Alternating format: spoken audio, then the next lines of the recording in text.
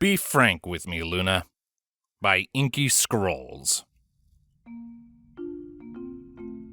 Oh, it's a good day to be alive, for sure, Luna trilled, waltzing carefreely down the corridors of the almost unforgivably immense Canterlot Castle. Some people say the castle is bigger on the inside, but that's just a vicious rumor spread by the cult of Chrysalis. And she wasn't wrong. The sun was shining brightly, the gentle summer's breeze was wafting along the ever-so-slightly drafty hallways, and birdsong could be heard through the open bay windows. The princess of the night had just awoken from a peaceful, almost dreamless night at the proverbial coalface, and for once actually felt somewhat refreshed. As she trotted, chipper as can be, down to breakfast, winking cheekily at the scandalized guards, whistling merrily at random and with no attempt at a tune, and generally just passing on her good cheer to all and sundry, she wondered what her sister Celestia could have planned for the morning meal. Breakfast in that cavernous hall was not usually Luna's favorite meal, seeing as it was right at the end of a grueling shift when all she wanted was peace and quiet, and she generally had the same thing each time. But today, she felt in the mood for something other than coffee and walnut cake with a stiff brandy. Poking her nose into the kitchens, she bellowed at the cooks with her good-natured Royal Canterlot voice. Good morning, one and all. No cake for me today. I shall have whatever my esteemed sister is having. And so saying, she made a rapid exit, leaving several hard-working ponies blinking stars from their eyes and rubbing the deafness from their ears.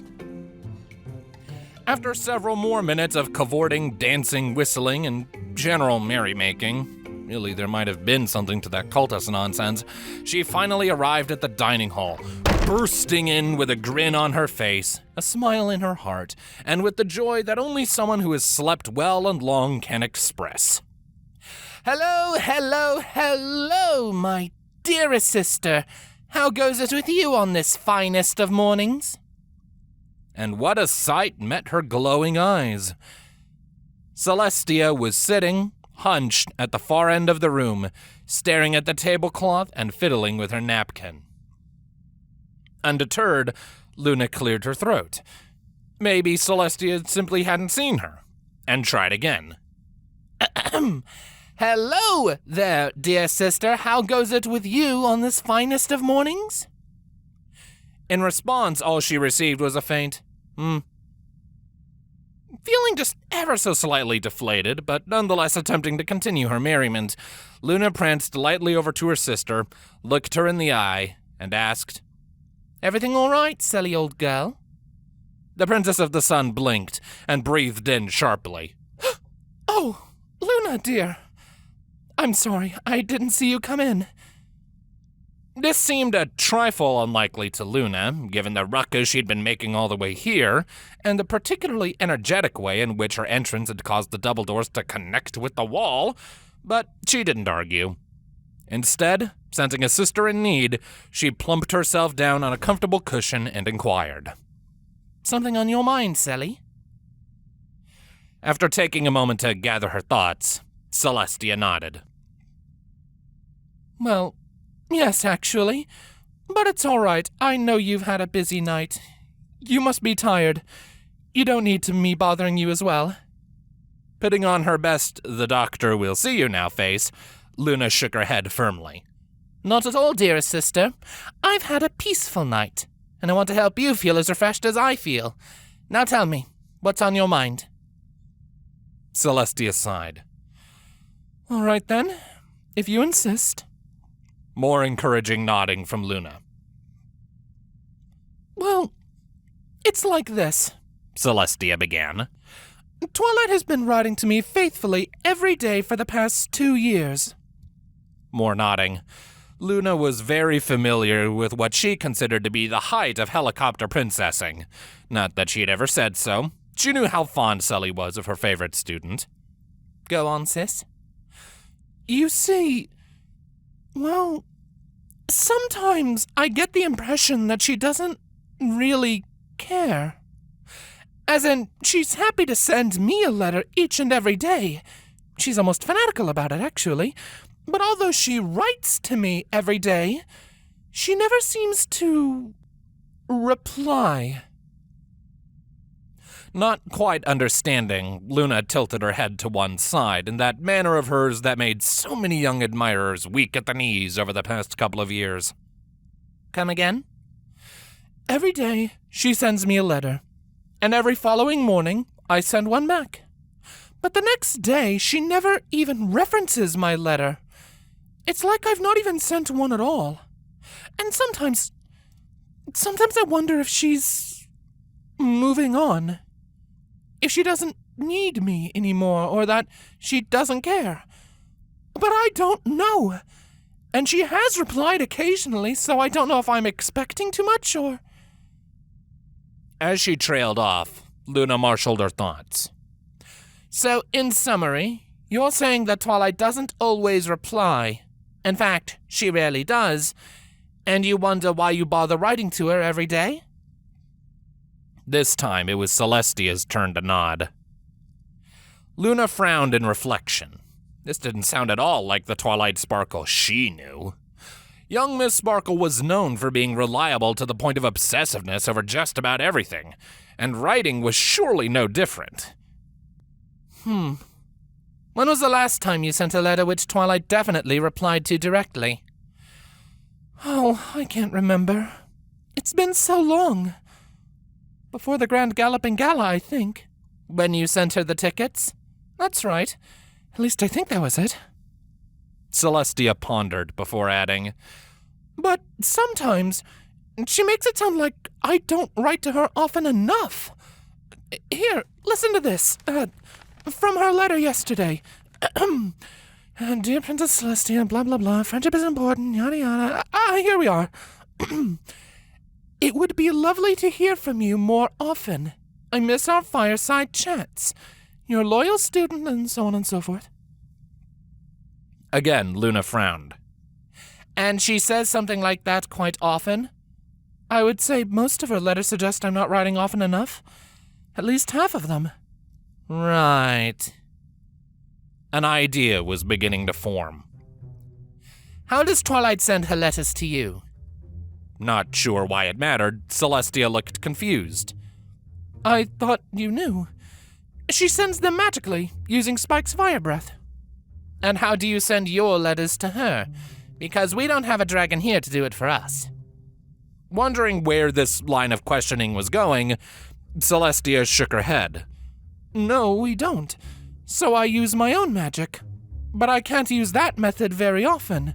I have to draw the power from the sun instead of from fire glands, and it's draining. For both me and the sun. So I tend to send letters that way only if I need a reply urgently. And in the evenings or at night, when the sun will have time to recuperate before the morning. I see. Luna nodded in understanding before posing a further question. So what do you do normally then, when it's not urgent? I just use the regular equestrian postal service. If it's good enough for my little ponies, it's good enough for me. She smiled benignly at the thought of her many millions of subjects, all using the ancient EPS, which they had to because she had banned postal competition. Why? Well, that was a story for another time. Luna, who at some point during the conversation had felt and fulfilled the urge to wear a deerstalker and smoke a pipe, felt that she was beginning to get somewhere.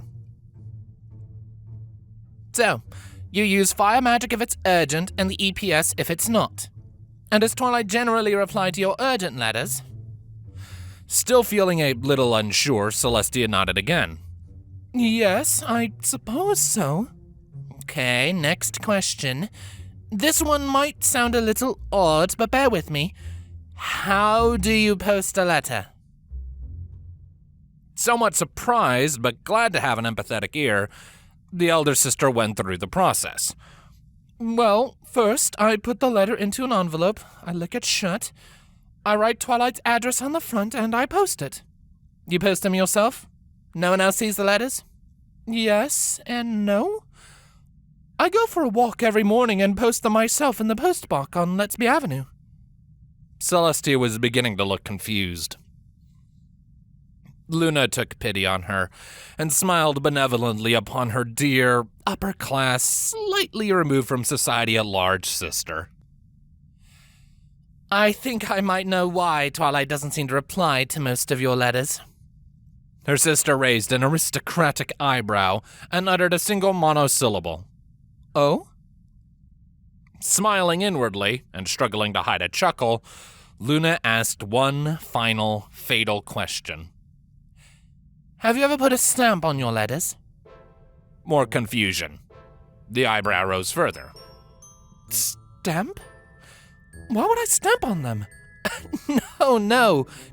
Darling, not stamp as in stamp on something. A stamp. Eyebrow reaching new heights. I beg your pardon? Luna face-huffed, mostly to hide a grin which he suspected would not be taken in good humor.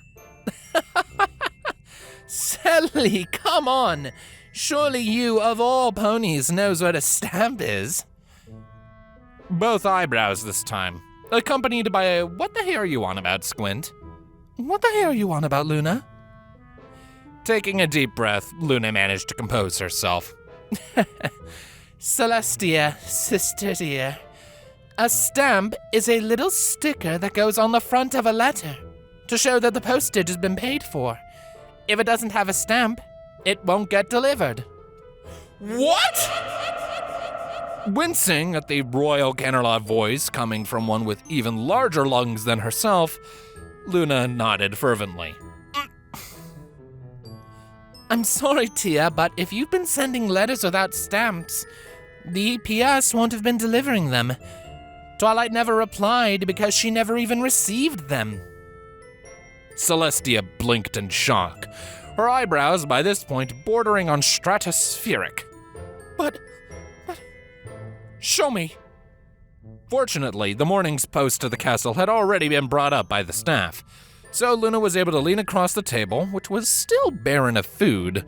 Perhaps the kitchen maids are afraid to come in with Tia in such a state, Luna wondered, and grabbed a letter addressed to herself. Here, she said, pointing at a little green sticker in the top right corner. That is a stamp. The Princess of the Sun grasped the letter in her magic and brought it closer to her eyes. But that's just a picture of my face, she murmured. Indeed.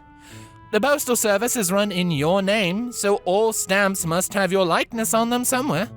Come on, Sally, this is basic stuff. Luna tittered. Celestia slumped back in her chair. So you're saying that none of my hundreds of letters have even been delivered? I'm afraid so, sis. The Archprincess muttered and grumbled and grouched and finally spat out, It's not even my best side. Luna couldn't suppress a chortle at that one and was about to reply before being cut off again.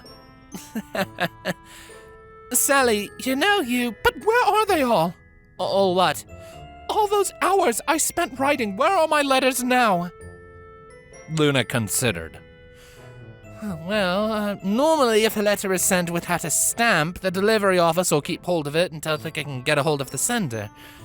But if you didn't write a return address on the back, they'll just keep hold of them indefinitely, or until the intended recipient collects them in person. Celestia stood up, eyes gleaming with rage. I shall change this. I shall see to it that all of my letters are delivered this morning. Then, without further ado, she galloped from the room. Well, Luna thought to herself as the kitchen staff started appearing timidly from various doorways they had evidently been eavesdropping from, and started to lay breakfast out on the table. That was an experience.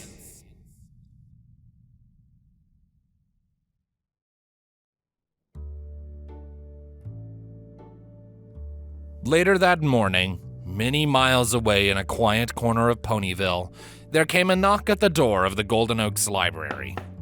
As Twilight was wrapped up in a book, Spike volunteered to answer. No worries, Twilight, I'll get it. The young dragon scooted eagerly down the beautifully carved stairs, paused briefly to swoosh back his spines, you never know, it could be Rarity coming to call, and pulled open the heavy oaken door. What he saw made him quiver. Twilight? I think you'd better get down here. In a flash, quite literally, Twilight appeared on the step next to her faithful assistant come adopted brother. What appears to be the problem, Spike? Oh my! A large, bristled, frowning post-stallion stood imposingly in front of the doorway, blocking the sunlight with his vast frame. He was a unicorn of few words. You Twilight Millicent Sparkle? Twilight gulped. Yes? The stallion made a note on his clipboard. I've got 814 letters and 55 parcels here for you, delivered today by order of Princess Celestia herself.